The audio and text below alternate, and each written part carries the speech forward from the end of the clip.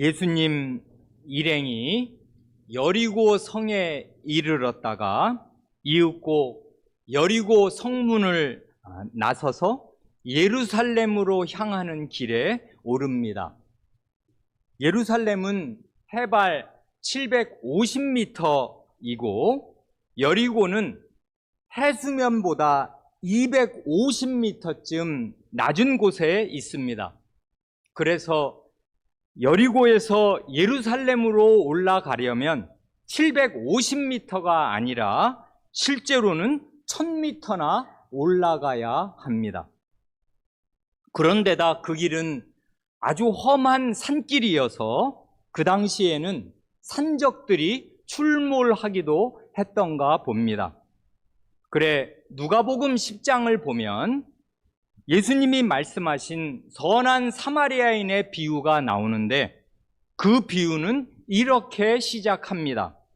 어떤 사람이 예루살렘에서 여리고로 내려가다가 강도를 만나매 강도들이 그 옷을 벗기고 때려 거의 죽은 것을 버리고 갔더라. 이 비유에 나오는 유대인은 예루살렘에서 여리고로 내려가는 중에 그 산길에서 강도를 만난 것입니다. 그런데 지금 예수님 일행은 그 산길을 역으로 밟아서 예루살렘으로 올라가려는 것입니다. 오늘 본문은 예수님 일행이 여리고 성문을 나올 때 일어났던 아주 중요한 사건을 기록하고 있습니다. 46절을 보면 예수님 일행이 여리고에서 나올 때 예수님과 그 제자들만 있었던 게 아니라 많은 무리, 많은 사람들이 함께 있었습니다. 많은 사람이 이 예수님 일행과 함께 예루살렘으로 올라가려는 것입니다. 그리고 그 여리고 성문 근처에 길가에 맹인 거지가 앉아 있었습니다. 지금이야 시각장애인도 안마 시술 등을 배워서 먹고 살 수 있는 길이 있고 대학 공부도 하려면 할 수 있습니다. 현재 우리나라에는 앞이 안 보이는 시각장애인으로서 국회의원이 된 사람도 있습니다. 그 사람은 대학에서 피아노를 전공하고 미국에서 석박사 학위까지 받았습니다. 그러나 과거에는 시각장애인이 먹고 살기가 지금에 비할 수 없이 어려워서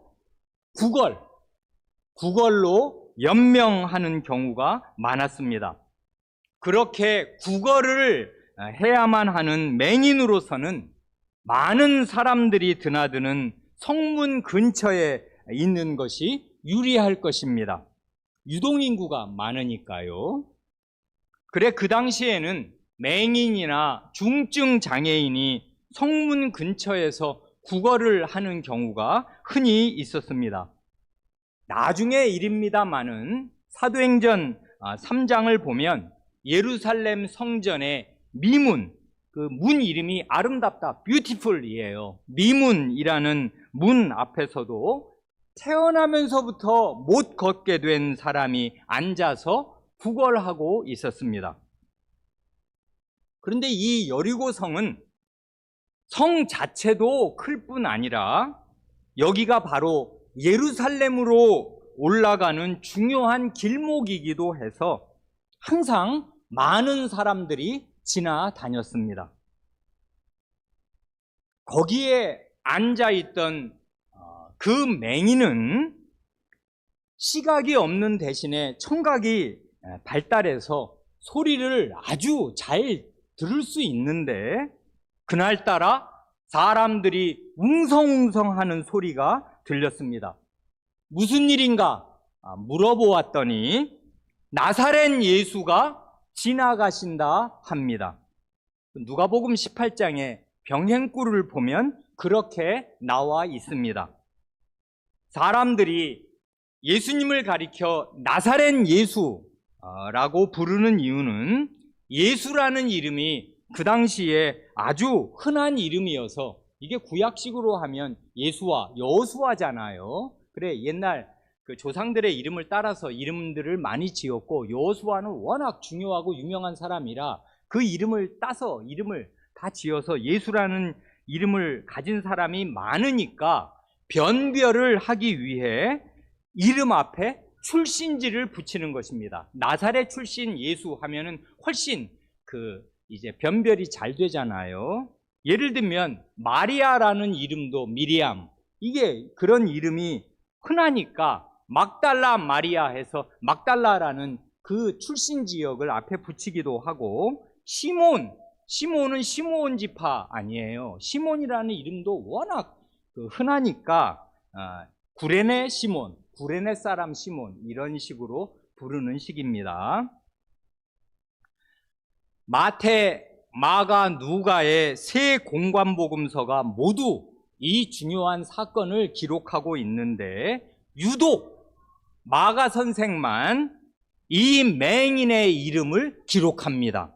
곧 디메오의 아들인 맹인 거지 바디메오라 합니다.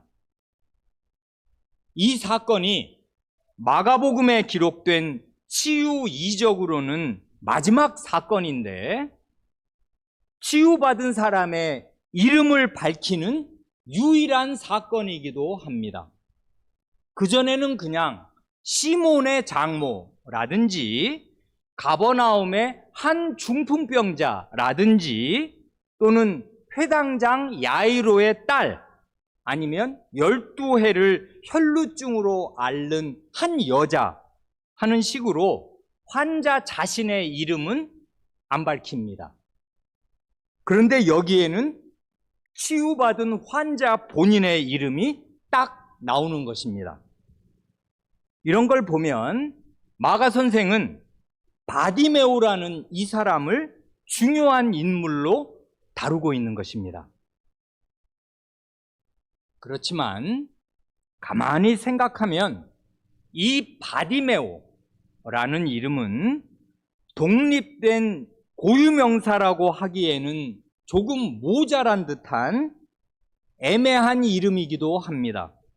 왜냐하면 바디메오의 히브리어로 바르가 아들이라는 뜻이어서 바디메오란 디메오의 아들이라는 뜻이기에 그렇습니다. 그래, 바디메오라는 이름이 알려주는 건 사실 그 아버지의 이름이 디메오라는 것 뿐입니다. 이 사람은 디메오의 아들이다, 그것뿐이라고요. 그러니 바디메오라는 이름은 실상은 어느 소녀를 가리켜 야이로의 딸이라고 부르는 것과 비슷한 것입니다. 야이로의 딸이라는 말이 그 소녀의 이름이 될 수는 없지 않습니까? 그러나 하여간 이 맹인 거지는 바디메오라는 이름으로 불리는 것입니다. 한편 유대인이라면 히브리어를 다 아니까 바디메오라는 말을 들으면 설명이 없어도 디메오의 아들 하고 대번에 알겠습니다마는, 마가 선생은 지금 히브리어를 모르는 로마의 이방 신자를 위해서 이 복음서를 쓰는 것이기에 설명을 덧붙입니다. 디메오의 아들, 맹인 거지 바디메오라는 디메오의 아들이라는 그 설명을 붙이는 것입니다. 이런 걸 보면 마가복음의 1차 독자가 누구인가를 유추할 수 있습니다. 중요한 것은 이것입니다. 바디메오가 예수님이 지나가신다는 말을 듣고는 다윗의 자손 예수여, 나를 불쌍히 여기소서 하고 큰 소리로 은혜를 구한 것입니다. 그러자 많은 사람이 꾸짖어 잠잠하라 하였습니다. 많은 사람이 보기에 이 자가 구걸을 하는 거지인 주제에 큰 소리를 지르니까 듣기 싫고 성가셔서 아 시끄럽다 조용히 해라 하고 핀잔을 준 것입니다. 이와 같이 많은 사람이 보기에 이 맹인 거지는 무시해도 좋을 사람이었고 하찮고 무가치한 존재였습니다. 그러나 바디메오는 더욱 크게 소리를 지르면서 다윗의 자손이여 나를 불쌍히 여기소서 하였습니다. 마가 선생은 이 바디메오의 외침을 2번 그대로 인용합니다. 먼저 바디메오는 예수님을 다윗의 자손이라고 부릅니다. 하나님께서 다윗 왕에게 영원한 나라와 영원한 왕위를 약속하신 이래로 사무엘하 7장에서 그렇게 하셨지요. 다윗 왕에게 영원한 언약을 하신 이래로 구약의 여러 예언자들은 장차 다윗의 자손, 다윗의 아들이 메시아로 오셔서 이스라엘을 구원하고 불쌍한 사람들에게 은혜를 베푸시는 때가 올 것을 예언하였습니다. 대표적으로 한 군데만 예를 들면 예레미야 23장 56절 말씀이 그렇습니다. 예레미야 23장 56절은 이렇습니다. 여호와의 말씀이니라. 보라, 때가 이르리니 내가 다윗에게 한 의로운 가지를 일으킬 것이라. 그가 왕이 되어 지혜롭게 다스리며 세상에서 정의와 공의를 행할 것이며 그의 날에 유다는 구원을 받겠고 이스라엘은 평안히 살 것이며 그의 이름은 여호와 우리의 공의라 일컬음을 받으리라.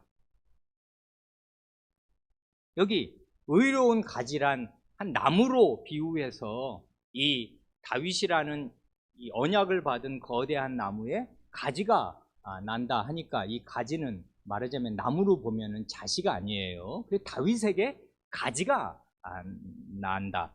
다윗의 자손이 태어나고 그 자손은 왕이 되어서 아주 의롭고 지혜롭게 다스리면서 구원을 베푼다 하였단 말입니다. 그래, 이 다윗의 자손이라는 말을 보면 이제 이분이 왕손이다 하는 뜻도 들어있고 이스라엘 민족의 고유한 그 소망, 메시아를 기다리는 그런 소망이 투영되어 있는 그런 칭호라 할 수 있겠습니다. 또한 바디메오는 다윗의 자손이라고 부르면서 결국 요청하는 그 실 내용은 나를 불쌍히 여기소서 하는 것이지 않습니까? 나를 불쌍히 여기소서 하는 말은 구약시대부터 하나님께서 자비를 베풀어 주시기를 간구하는 대표적인 기도입니다. 시편을 보면 나를 긍휼히 여기소서, 나를 불쌍히 여기소서 하는 말이 종종 나옵니다. 대표적으로 한 구절만 예를 들면 우리 교회 찬송의 시편 찬송에도 들어있는 시편 123편 3절입니다. 이걸 개역 한글 성경으로 읽으면 여호와여 우리를 긍휼히 여기시고 긍휼히 여기소서.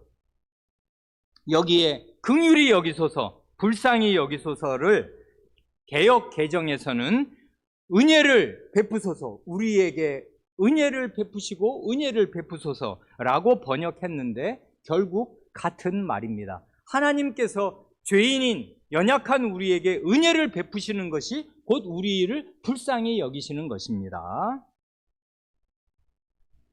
이렇게 눈먼 바디메오가 간절한 마음으로 큰 소리로 예수님을 2번 불렀을 때 놀라운 일이 일어납니다.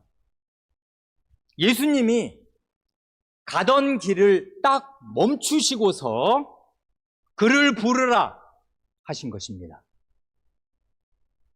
그래 사람들이 바디메오를 부르자 그는 겉옷을 내버리고 뛰어 일어나 예수님께로 나아옵니다. 이 장면을, 이건 뭐 어렵지도 않은 장면이니까 상상할 수 있잖아요. 성문 앞에 상당히 넓은 대로가 있고 그 길가에 거지가 앉아 있었다가 예수님한테 소리를 질렀고 예수님 일행이 멈춰 섰고 그를 부르라 하니까 그분이 너를 부른다 안심하고 일어나라 하니까 맹인이 겉옷을 집어 던지고 뛰어 일어나 예수님께로 온 것, 이 상상하실 수 있지요. 여기에서 우리는 두 가지를 배울 수 있습니다. 하나는 예수님은 어떤 분이신가 하는 것이고 다른 하나는 이 바디메오의 태도입니다. 먼저 예수님은 어떤 분이십니까? 예수님은 눈먼 거지의 부르짖음을 외면하거나 무시하지 않고 도리어 가던 걸음을 멈추시는 분입니다. 많은 사람은 이런 장애인 거지를 무시하고 함부로 대하지만은 예수님은 이런 비천한 사람의 말에 귀를 기울이고 그의 필요를 채워주는 것을 자신의 일로, 자신의 과업으로 여기시는 분입니다. 간단히 말해서 예수님은 자신이 세상에 오신 목적을 결코 잊지 않으십니다. 예수님이 세상에 오신 목적은 마가복음 10장 45절에서 말씀하신 대로 사람들을 섬기는 식탁의 종이 되려 하심이고 마침내 자신의 목숨을 많은 사람의 대속물로 주려 하심입니다. 그래, 이 마가복음 10장 45절 다 외우시면 좋겠다 말씀 드렸지요. 한 목소리로 외워봅니다. 인자가 온 것은 시작. 인자가 온 것은 섬김을 받으려 함이 아니라 도리어 섬기려 하고 자기 목숨을 많은 사람의 대속물로 주려 함이니라. 아멘. 다음으로 우리는 바디메오의 태도에서도 배울 것이 있습니다. 바디메오는 원래 예수님께로 나아오는데 크나큰 제약을 지닌 사람이고 아주 불리한 처지에 있는 사람 아닙니까? 우선 시력이 없으니까요. 예수님이 어디에 계신지 도통 알 수가 없습니다. 게다가 지금은 많은 사람이 그를 꾸짖으면서 그 입 다물라 하고 핀잔을 주는 형편이니까 위축될 수밖에 없는 형국 아닙니까? 그러나 그는 자기가 가진 모든 어려움을 뚫고 모든 장애물을 넘어서 예수님 앞으로 나아가기에 힘씁니다. 마침내 기회가 왔을 때 바디메오는 겉옷을 내버리고 뛰어 일어나 예수님께로 나아갑니다. 그 당시는 옷이 아주 귀한 세상이고 겉옷은 더더욱 소중합니다. 바디메오가 그때 그 겉옷을 입고 있었는지 아니면 구걸을 하기 위해 겉옷을 길에 깔아 놓았는지 우리는 모릅니다. 만약 길에 깔아 놓았다면 그 옷 위에는 사람들이 던져준 동전들도 아마 있었을지 모르겠습니다. 그 겉옷이나 동전이 거지인 그에게는 아주 소중합니다. 그의 일당이라고요. 먹고 살 돈이란 말입니다. 그러나 지금 그에게는 그런 게 중요하지 않습니다. 왜요? 지금 예수님이 지나가시기 때문입니다. 저 예수님을 놓쳐서는 절대 안 되기 때문입니다. 우리도 그래야 마땅합니다. 우리도 근본적으로는 영적으로 장님 아닙니까? 또한 예수님께 나아가는데 이런저런 생활에 혹은 여러 사람의 장애물이 있지 않습니까? 학생이면 입시가 있습니다. 성인이면 직업이 있고 가족이나 주변 사람들이 예수님께 나아가는데 장애물이 될 수도 있습니다. 그러나 성도 여러분, 또한 구도자 여러분, 자택에서 유튜브로 예배에 참여하시는 구도자 여러분, 바디메오처럼 예수님께로 나오시기 바랍니다. 모든 장애물을 뛰어넘어서 예수님께로 나오시기 바랍니다. 겉옷이나 동전 같은 것을 다 버려두고서 예수님께로 나오시기 바랍니다. 마지막 51절 말씀과 52절 말씀이 아주 뜻깊습니다. 먼저 51절을 보면 예수께서 말씀하여 이르시되 내게 무엇을 하여 주기를 원하느냐? 맹인이 이르되 선생님 보기를 원하나이다. 예수님이 그 맹인에게 물으십니다. 내게 무엇을 하여 주기를 원하느냐? 예수님이 지금 그 사람의 소원을 몰라서 물으시는 게 아니겠습니다. 다 아시면서도 이렇게 물으시는 이유는 이 사람과 1대1로 대화를 나누고자 하시는 것입니다.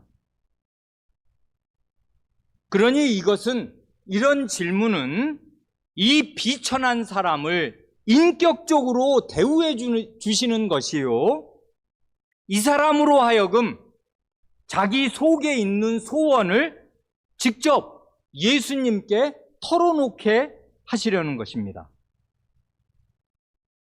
예수님은 사람을 이렇게 대하십니다. 오늘 우리식으로 말하자면 우리로 하여금 기도하도록 곧 자신의 입을 열어서 예수님께 자신의 소원을 직접 아뢰게 하시는 것입니다. 그런데요, 가만히 생각하면 바로 얼마 전에 내게 무엇을 하여 주기를 원하느냐 하는 똑같은 질문을 하신 적이 있었지 않습니까? 누구한테요? 36절에서 야고보와 요한에게 너희에게 무엇을 하여 주기를 원하느냐 하고 물으셨잖아요. 그때 두 제자는 자기들이 구하는 것이 무엇인지도 알지 못하면서 이 세상에 붙은 허영과 욕심으로 헛된 것을 구했습니다. 하지만 그 소원은 실현 불가능한 것이었고 예수님이 들어주실 수 없는 소원이었습니다. 그러나 이 바디메오는 사람의 힘으로는 똑같이 실현 불가능할지라도 예수님의 능력과 긍휼로는 가능한 것, 그러면서도 자신에게 절실히 필요한 바로 그것을 구했습니다. 선생님, 보기를 원합니다. 바디메오가 예수님께 절실하게 구한 것이 보는 눈, 시력이었던 사실을 가만히 생각하면서 주님 앞에서 오늘 우리의 마음과 현실을 돌아봅니다. 지금 우리 가운데에는 눈이든 귀든 각종 신경 기능이든 소화 기능이든 배변 기능이든 척추나 무릎의 관절이든 신체의 어느 부분이 고장나거나 재기능을 하지 못해서 많은 고통을 당하는 성도들이 한둘이 아닙니다. 온몸의 각 부분이 다 재기능을 발휘할 때에는 아무런 문제가 없었고, 그게 너무나 당연한 줄로 여겨서 의식 자체를 못하거나 일일이 다 감사하지도 않고 지내는 것이 대개 우리의 현실입니다. 그렇지 않습니까? 그러다가 그 5만 가지의 기능이나 온몸의 수백 부분 가운데 단 하나만 문제가 생겨도 너무나 큰 고통을 받고 모든 생활이 어려워집니다. 그럴 때 우리는 우리의 영적인 안이함과 무성의함을 깨닫고 우리의 가슴을 치며 회개합니다. 하나님께서 평소에 한 인간의 정상적인 삶, 보통의 삶을 위해 얼마나 큰 은혜와 능력을 베푸시고 쏟아 부으시는 것입니까? 사실은 그 하나하나가 다 어마어마한 기적이 아닙니까? 아이를 낳았는데 이목구비가 다 있어요. 그리고 내장이 다 있어요. 그 중에 단 한 가지만 없어 보면 어떻게 되냔 말입니다. 우리 몸, 우리가 그냥 하루 세 끼 밥 먹고 잠자고 먹고 자고 뒤로 내보내는 이 모든 기능이 어마어마한 기적이에요. 그런데도 그런 하나님께 감사하지도 않고 하나님의 날, 주님의 날에 하나님 앞에 나와 예배드리지도 않고 도리어 그 좋은 신체 기능과 그 좋은 환경을 사용해서 죄를 짓고 산다면은 그것은 얼마나 용서받기 어려운 배은망덕이겠습니까? 우리가 많은 시간을 다 이러고 삽니다. 그래, 바디메오의 소원을 들으면 우리한텐 그게 소원이 될 게 없잖아요. 다 보니까. 근데 그 보는 눈이 없으면 어떻게 되냔 말입니다. 살 수가 없어요. 구걸밖에 할 게 없잖아요. 칼빈 선생은 기독교 강요에서 이렇게 말합니다. 하나님께서는 때때로 우리 가운데 정신지체아, 신체 장애아를 주심으로써 사람의 정신 건강이나 신체 건강이 하나님께서 주권적인 은혜로 주신 선물임을 알게 하신다. 칼빈 선생이 말한 꼭 정신지체아나 신체 장애아만이 아니고 때때로 하나님은 우리에게 값없이 선물로 주셨던 그 수백 가지, 수만 가지 기능 가운데 하나를 도로 가지고 가심으로써 그것의 원래 주인이 내가 아니라 하나님이심을 깨닫게 하시고 이 바디메오처럼 간절한 마음으로 하나님의 은혜를 전심으로 구하게 하십니다. 그래, 피조물은 하나님의 은혜를 받았을 때에는 항상 감사해야 마땅하고 그 하나님의 값없이 주신 선물을 거두어 가시면 바디메오처럼 큰 소리로 하나님께 간구해야 하는 존재입니다. 마지막 52절을 보면 예수께서 이르시되 가라, 내 믿음이 너를 구원하였느니라 하시니 그가 곧 보게 되어 예수를 길에서 따르니라 합니다. 바디메오의 소원을 들으신 예수님이 즉시 그에게 시력을 주십니다. 그래서 바디메오는 곧 볼 수 있게 됩니다. 마가복음의 곧이라는 말, 이 즉시성, 예수님의 능력은 그냥 창조의 능력이에요. 뭐 말씀하시면 그냥 뜸을 들이는 게 아니라 곧바로 일이 일어난단 말입니다. 여기에서 여실히 드러나듯이 예수님의 말씀은 과연 능력의 말씀입니다. 예수님의 말씀은 무에서 유를 만들어내는 창조의 능력이며 구원의 능력입니다. 그래, 교회에 나오시는 성도 여러분, 그리고 구도자 여러분은 이 예수님의 능력의 말씀을 믿으시기 바랍니다.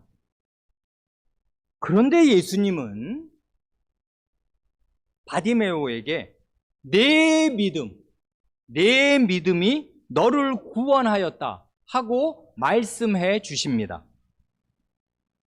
과거에 마가복음 5장에서 12해를 혈루증 알아온 한 여성을 고쳐주신 뒤에도 딸아, 내 믿음이 너를 구원하였으니 평안히 가라. 병에서 놓여 건강할지어다 하고 말씀해 주신 일이 있는데 여기서도 바디메오에게 똑같이 말씀해 주시는 것입니다. 그리고 마가복음 7장에서는 수로보니게 여성이 주여 올소이다마는 상 아래 개들도 아이들이 먹던 부스러기를 먹나이다 하고 아주 겸비하게 대답했을 때 예수님의 대답이 뭐예요? 이 말을 하였으니 돌아가라. 귀신이 내 딸에게서 나갔느니라 하고 말씀해 주셨습니다. 이러한 말씀들, 내 믿음이 너를 구원하였다든지 네가 이 말을 했으니 돌아가라. 귀신이 나갔다 하는 이런 예수님의 말씀들은 그 사람들이 원래부터 가지고 있었던 신념의 능력이나 무슨 말발의 힘을 인정해 주시는 말씀이 전혀 아니겠습니다. 사람이 무슨 신념을 강하게 가지든 간에 맹인에게 없던 시력이 생길 수는 도무지 없는 일 아닙니까? 사람이 또한 무슨 말을 얼마나 경우 바르게 했든지 간에 그 말을 했다고 딸에게 붙었던 귀신이 제 발로 나갈 리는 만무한 일 아닙니까? 그러니 사실을 말하자면은 이 사람들이 건짐을 받은 모든 능력은 오직 하나님께만 있고 모든 능력의 원천은 오직 예수 그리스도께만 있어요. 그리고 믿음이란 그 본질이 오직 하나님만을 바라는 것이고 오직 예수님만을 신뢰하고 의지하는 것입니다. 그런데도 내 믿음이 너를 구원하였다고 말씀해 주시는 중요한 뜻은 이것이겠습니다. 곧 예수님은 이렇게 자신을 신뢰하고 의지하는 각 사람의 마음을 들여다보시면서 각 사람의 믿음을 아시고 귀히 여기시며 그 믿음을 받아주시고 써주셔서, 왜냐하면 그게 예수님에 대한 신뢰니까 네가 나를 신뢰하는구나, 그런 신뢰심이, 나에 대한 신뢰심이 내 마음 안에 있구나 하는 것을 아시고 그 믿음을 받아주시고 써주셔서 기적적인 큰일을 이루어 주시는 것입니다.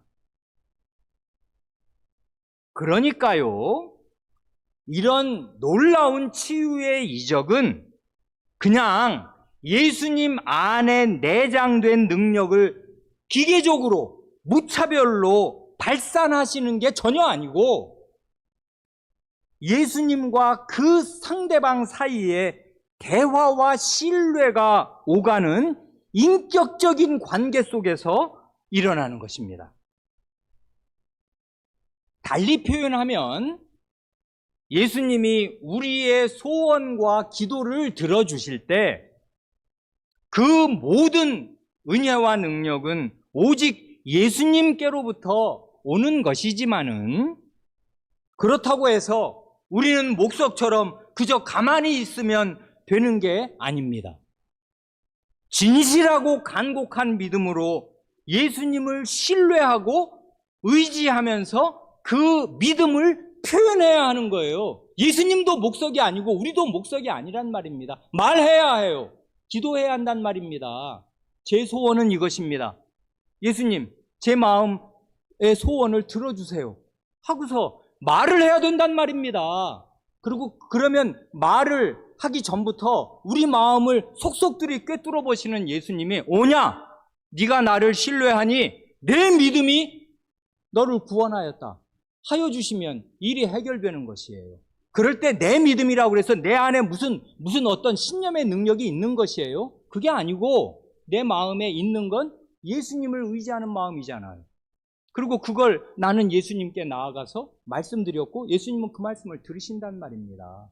이러는 상호관계, 인격적인 관계, 말과 말이 오고 가고 마음과 마음을 읽을 수 있는 이런 관계 가운데 이런 이적들은 일어났던 것입니다. 이제까지 그랬어요. 수로보니게 여인을 상대하셨을 때든 아무도 모르게 예수님의 그 겉옷을 쓱 만지고서 낫구나 하고 돌아가려는 그 여성을 붙잡으셔서 따라 내 믿음이 너를 구원하였다고 이렇게 일러 보내심으로써 인격적인 관계를 맺으시고자 한 것인데 이 맹인 거지에게도 똑같이 하셨단 말입니다. 이걸 주목해서 보아야 해요. 이 바디메오 사건의 맨 마지막 결과는 아주 의미심장하게도 바디메오가 맨 마지막 52절입니까? 52절 말씀의 맨 끝이 뭐예요?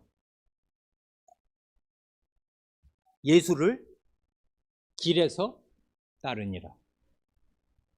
이 말로 마칩니다. 바디메오는 이제 예수님이 가시는 길을 따르는 사람이 됩니다.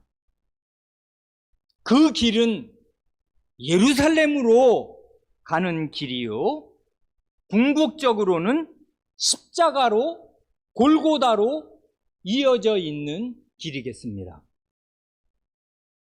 그래,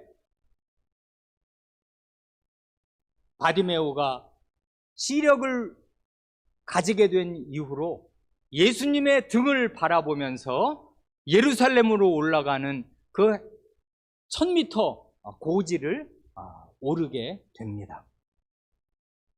예수님은 이 10장 31절에서 그 부자 청년이 예수님을 떠나간 뒤에 제자들에게 이 재물을 가진 사람이 하나님 나라에 들어가기가 얼마나 어려운가를 제자들이 깜짝 놀라 그런 경구의 말씀으로 말씀하신 뒤에 맨 마지막 말씀이 이거였잖아요. 31절. 그러나 먼저 된 자로서 나중되고 나중된 자로서 먼저 될 자가 많으니라 하고 말씀하셨지 않습니까?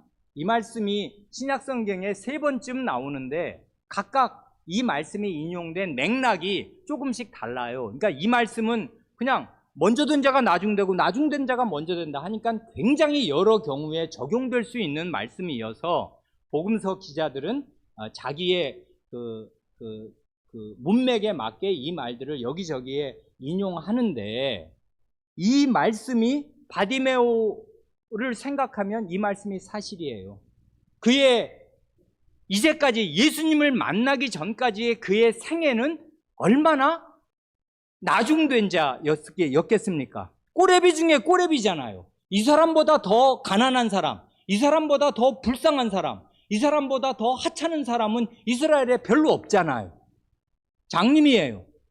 그리고 살 수가 없으니까 남의 구걸에 의존해서 살 수밖에 없는 사람, 자력으로 살 수 없는 사람이었습니다. 안 그래요? 가장 불쌍하고, 내가 아들을 낳았는데 저처럼 되면은 디메오가 이 아들을 낳고 얼마나 절망했겠습니까? 얘는 앞으로 어떻게 사냐? 살아보니 거지예요. 그러니 맨 나중대언자였는데 문제는 아닙니다.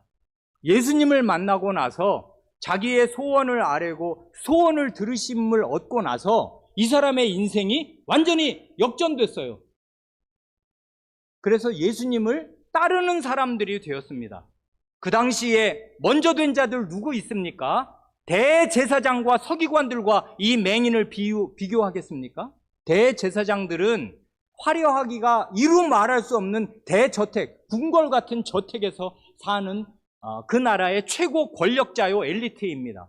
부와 귀와 명예와 권력을 다 한 손에 쥐고 살았는데 그 자들은 이제 소경임이 드러날 것입니다. 그 자들이 장님입니다. 서기관들, 백성들에게 존경받는 선생으로서 선생님 선생님 하는 소리를 다 듣는 사람이고 율법을 잘잘잘 읊는 사람들인데 그 사람들이 이 예수님을 대하는 태도를 보면 바디메오만 못하게 될 것입니다. 부자 청년, 그 사람은 우리가 원하는 모든 걸 가진 사람인데 젊음도 있어, 돈도 있어, 관직도 있어. 돈은 엄청 많어. 그런 사람과 이 거지를 어떻게 비교하겠습니까?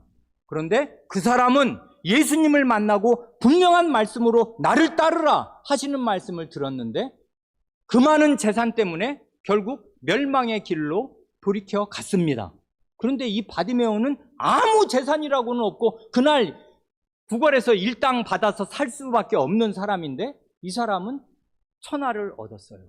예수님을 얻었단 말입니다.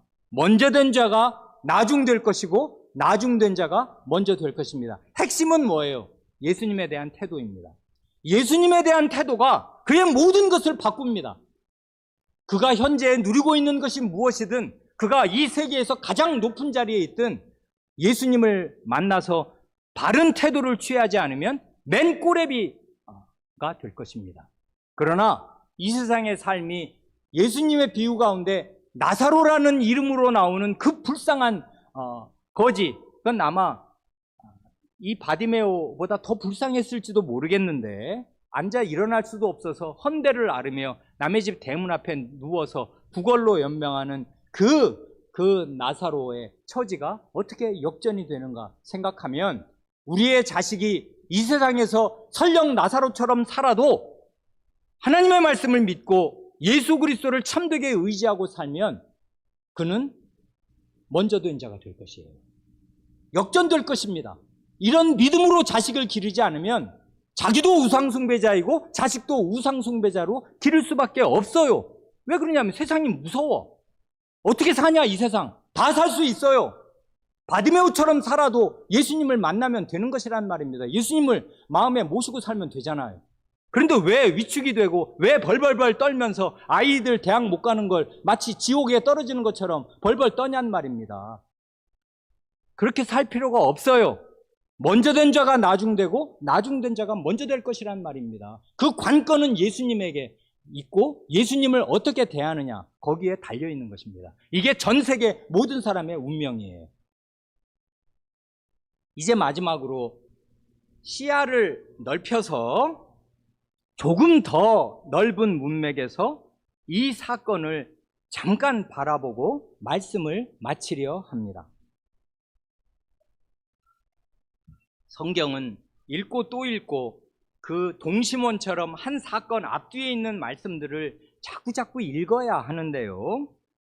마가 선생은 이제 시야를 조금만 넓히면 8장 27절로 가는 것입니다. 8장 27절부터 그 이하에서 제자들의 바른 믿음을 고백한 것을 기점으로 해서 그 다음에 예수님이 자신의 순환과 부활을 3번 가르치신 것을 10장 45절까지 기록해요. 요게 한 단락이에요.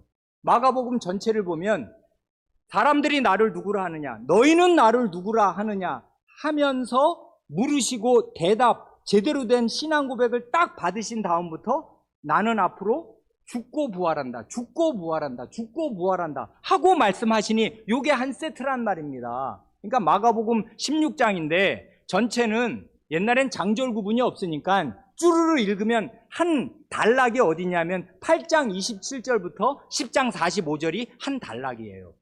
신앙 고백과 예수님의 순환과 부활 예고, 이것입니다. 그러니까 일반 유대 군중과 달리 바른 믿음을 고백한 제자들이 있고, 예수님은 이 제자들에게만 자신의 그 중요한 죽음과 부활을 예고하십니다. 이처럼 8장 27절부터 10장 45절까지가 하나의 큰 단락, 하나의 큰 덩어리인데, 이 덩어리의 핵심은 신앙 고백과 예수님의 고난과 부활이에요. 그런데 이 큰 덩어리, 이 큰 주제에 바로 앞과 뒤를 감싸고 있는 사건이 뭐냐면, 그게 두 개가 똑같아요. 그게 뭐냐면 눈먼 사람을 고쳐주신 두 번의 사건입니다. 예수님의 고난과 부활을 세 번 예고하시는 그 단락의 앞뒤에 맹인을 고쳐주신 사건이 들어있단 말입니다. 8장에서는 베드로와 안드레의 고향인 갈릴리 벳세다에서 장님의 눈을 뜨게 하여 주셨고, 여기 10장에서는 순환과 부활의 예고를 마치신 바로 그 직후에 여리고에서 장님 바디메오의 눈을 뜨게 해주셨습니다. 의미심장하지 않습니까? 예수님의 고난과 부활, 이 중대한 복음의 핵심을 선언하시고 예고하신 앞뒤에 왜 장림 기사가 앞뒤를 감싸고 있는 거예요? 그때도 말씀드렸습니다마는 육신이 눈먼 사람, 육신이 장님이 된 사람을 고치시는 일은 하루 한두 시간도 안 걸리는 일이었습니다마는 영혼이 눈멀어 있는 제자들을 고치시는 일은 예수님의 공생의 전부, 그러니까 3년 반이 몽땅 다 쏟아부어 들어가야 할 장기적인 난제였습니다. 영혼의 질병이 육신의 질병보다 훨씬 더 고치기 어려운 고질병입니다. 영적인 장님이 육신의 장님보다 훨씬 더 큰 문제입니다. 그래, 이 앞뒤에 장님을 고쳐주신 사건은 예수님의 고난과 부활의 의미를 알고 그 고난과 부활이 복음의 핵심임을 알아서 예수님의 가신 길을 따라 걷지 않는 사람, 그의 생애가 고난과 부활로 이어져 있지 않는 사람은 영적인 장님이다 하는 뜻이겠습니다. 기도하시겠습니다.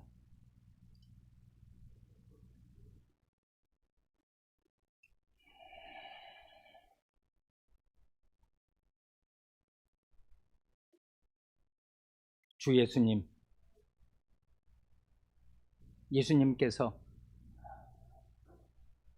여리고 성을 나오실 때 바디메오의 그 간곡한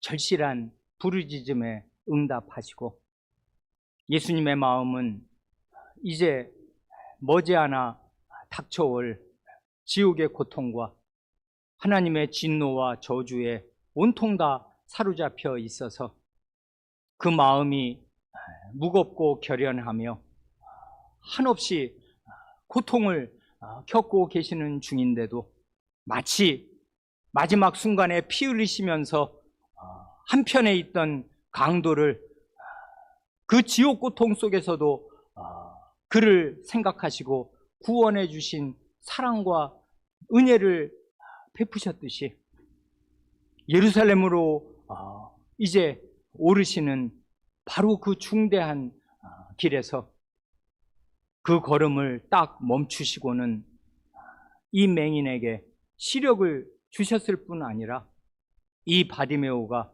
예수님을 길에서 따르는 사람이 되게 하여 주셨습니다. 그는 그 전에 예수님을 만나기 전에는 길에 앉아 구걸하던 자였지만 이제 예수님을 만난 뒤로는 예수님을 길에서 따르며 예수님이 어디로 가시든 그 길을 따르는 사람이 되어서 마침내 십자가의 길, 그리고 부활하신 예수님께로 나아가는 사람이 되었겠사옵니다. 주님, 제자들은 명색이 예수님의 12사도요 제자들인데도 그 마음이 허망하여지고 복음의 말씀을 참되게 깨닫지 못할 때에는 아직까지도 이 예수님의 고난과 부활을 전혀 이해하지 못하고 있는 상태에서 이 마가는 이들의 영적인 장님된 사실을 이렇게 저희 마음에 울려주오니 이 말씀 앞에 저희 자신을 비추어 보며 예수님의 십자가와 부활을 모르는 교인이 어디 있냐 하겠지만은 그것을 안다면 나의 삶이 어떠하며 그것을 안다면 나는 어떻게 죽음의 고통, 그리스도의 모든 말씀에 순종하느라 받는 모욕과 모든 것을 감내하면서 그리스도의 부활 생명이 나의 질그릇 같은 이 생애와 삶 속에 나타나야 할 것인가를 매일 구하고 절실한 마음으로 주님께 달라붙어 있어야 할 텐데 오늘 저희의 삶의 능력이며 오늘 이 교회의 능력은 왜 이것밖에 되지 않는 것이옵니까? 주님, 저희는 예수 그리스도의 고난과 예수 그리스도의 부활을 아직 배워야 할 대로 다 배우지 못하여 싸우며 아직 깨달아야 할 대로 제대로 깨닫지 못하였으므로 저희의 삶은 이다지도 별것이 없고 이렇게 많은 시간을 보냈고 많은 세월을 주셨고 많은 좋은 것들, 눈과 귀와 모든 기능들을 다 주셨는데도 저희는 무엇을 하고 살았기에 이것밖에 되지 않는 것이옵니까? 심는 대로 거둔다 하시오니 저희의 인생 심은 것을 생각하면 두렵사오며 저희가 무엇을 거두어야 할지 두렵기 이를 데 없사옵니다. 주님, 저희를 불쌍히 여기시옵소서. 저희의 장님된 것, 영적인 장님된 것을 불쌍히 여기시옵소서. 주님, 저희의 눈을 띄워주시고 어떻게 살아야 할 줄을 알게 하여 주시고 그리스도가 누구시인지 알게 하여 주시고 그 그리스도를 모신 사람은 어떻게 자기 앞에 있는 것이 겉옷이든 동전이든 무엇이든 그런 것들을 다 내어버리고 뛰어 예수님께로 가서 예수님을 얻고 예수님과 함께 인생길을 걸을 수 있는지 참되게 깨달을 수 있게 하여 주시기를 구합니다. 그리하여 이 마가복음 10장을 읽은 사람으로 살게 하여 주시기를 구합니다. 우리 구주 예수님의 이름으로 기도합니다. 아멘.